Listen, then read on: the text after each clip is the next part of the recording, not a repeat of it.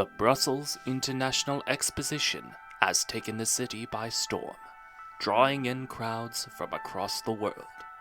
The Deutschland technocracy has dispatched high technocrat Fritz Haber to demonstrate its new masterpiece, Stein der Weisen.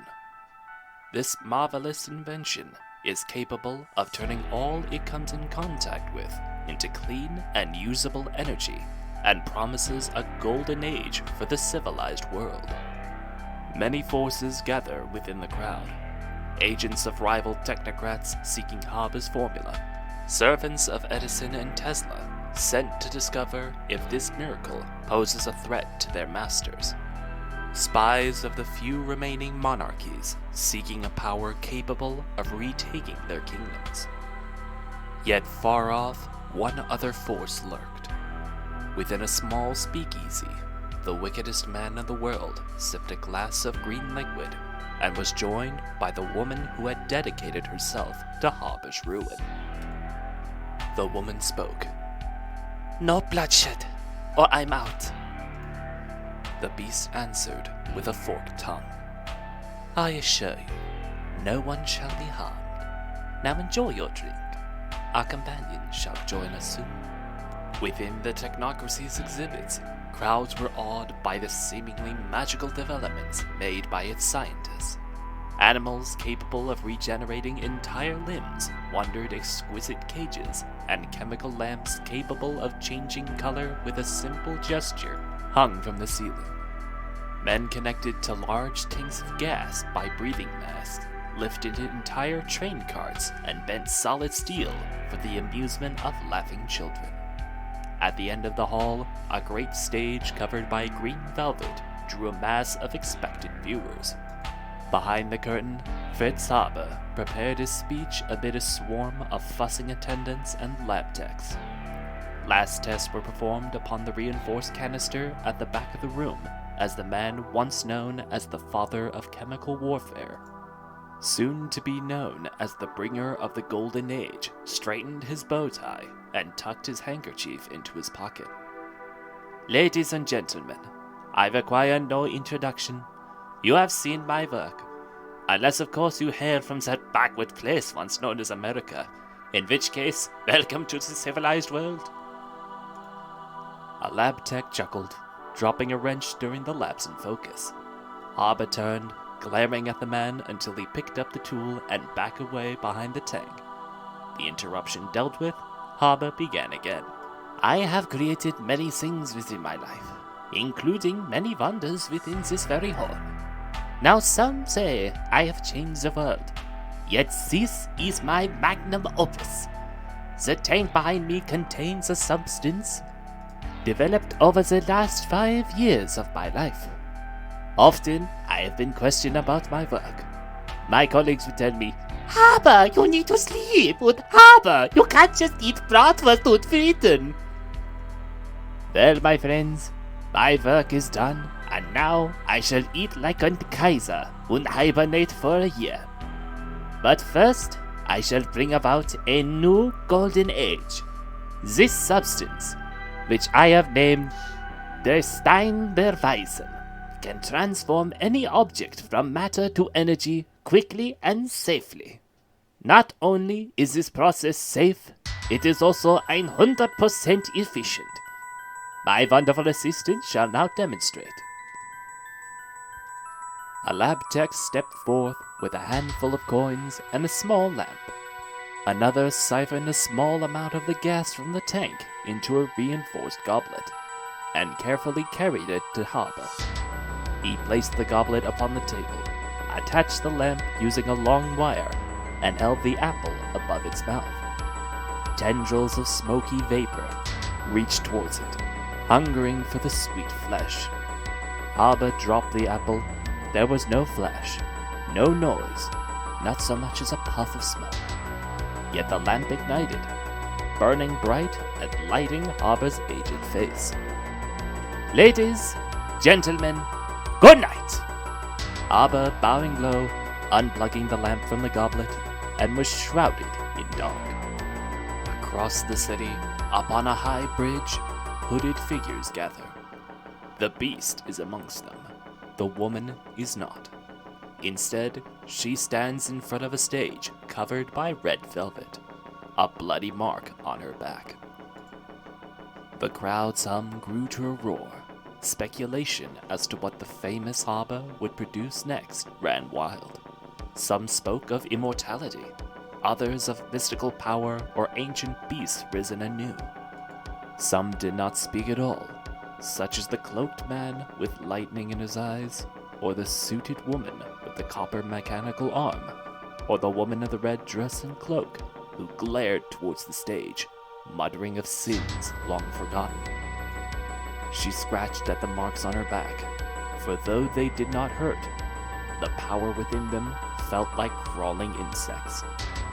The curtain rose, and Haba stood in front of a gilded tank. He looked worse than she remembered, but better dressed.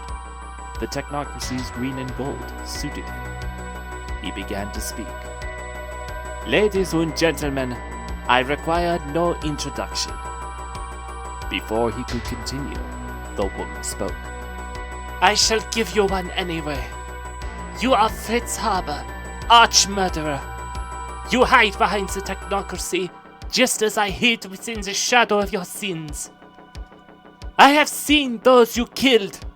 Soldiers with peeling skin and bleeding eyes. Lands left poisoned, burning any who breathes their foul airs. I know you searched for me, your dear beloved. You sent soldiers after me, whilst I tended to those you harmed. Well, you have found me, and your sins have found you." The woman cast off her cloak, revealing chemical burns not seen since the Great War ended. Her eyes were scarlet, almost black, and locked with Haba's. He stood in shocked silence as his long-lost wife, the woman who had left all those years ago, the woman who he had searched for night and day, stood before him. Far away, atop a bridge overlooking the city, the beast began a chant. The others joined him, speaking in unison. Clara Imawar stepped forward. The suited woman drew a glowing blade, and the cloaked man's hands began to spark with lightning. Both launched themselves at Clara and found an end upon a sword of pure light, wielded by an angelic figure which had not been there a moment ago and was not there a moment later. The crowd screamed as Clara drew a slender blade.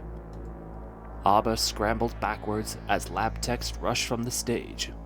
The beast's chant grew louder, audible both on the bridge and within the hall. Abba whimpered. "Please, Clara, I'm so sorry. I should have let you go. Please, you don't have to do this." The scarred woman grabbed him by the hair, lifting him off the ground. "Do you think that's what this is about? No, I am not here for myself. I am here to take vengeance for all those you have wronged. Now hold still, or else the carving will take longer." Brandishing the knife, Clara Imawar did harm for the first time in her life. She carved through skin and muscle, sometimes reaching bone. Blood streamed down his face, soaking his green suit and pouring through the wooden stage. Abba screamed as the chant grew louder and the knife cut through an eye. It burst, staining the red dress of his wife as she finished the symbol that had been taught to her many years ago. Guards rushed in as she dropped the bleeding yet alive man and raised their guns. The chant reached a crescendo, and upon the bridge, Alistair Crowley pulled back his hood. The guards did not have time to fire before Albert rose like a marionette to his feet. His limbs twisted and twitched. Spikes of bone tore through his flesh. The chant ended with a name. Astaroth. For the first time, Clara paused. "Crowley, what have you done?" she muttered, dropping her knife as the grinning thing that had once been Harbor picked up the dropped incandescent sword once wielded by a knight of Edison and sliced through the enormous tank. Hungry black vapors poured forth, consuming everything they touched. The mist spread, and the streets of Brussels were filled with screams as the wickedest man on earth watched the carnage with a glass of absinthe in hand. I hope you enjoyed this narration. Credit for the story goes to The Raven, who you can find on Discord. For some added context, this story is part of a wider alternate history setting, where the scientists and inventors of our own timeline have become deified as gods. As you can tell, it is not a pleasant time to be alive. Videos on each individual faction of the setting, including the two featured in this story, the Followers of the Wicked and the Harbor Technocracy, will be produced in the future. In the meantime, if you have stories of your own you want me to narrate, or settings you want me to feature, simply contact me in Discord. My information will be in the description below. Thank you so much for listening, and I hope to see you on the next one.